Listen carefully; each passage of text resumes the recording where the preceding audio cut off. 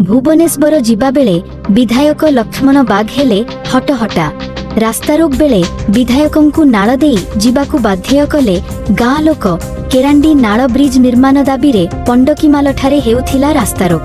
Tyre जाली NH अवरोध करिथिले 15 खंड गाँर लोक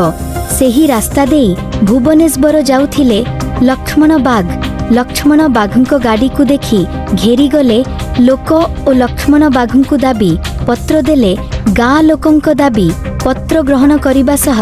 सरकारंक दृष्टि को नेबी कही आश्वासना देले लक्ष्मण बाघ।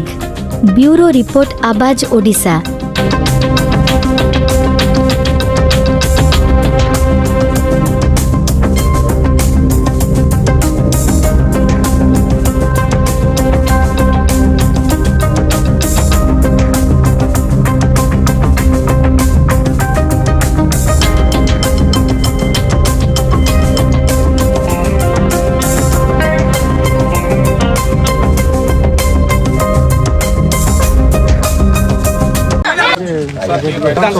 आपण भी सुनबे टीवी मीडिया रे भी देखबे हम पहले आपण को टाइम पहुंचबो आ कि आज आज देखो संध्यारे काल के संध्यारे देखो हां हो आज्ञा विधानसभा बताली दी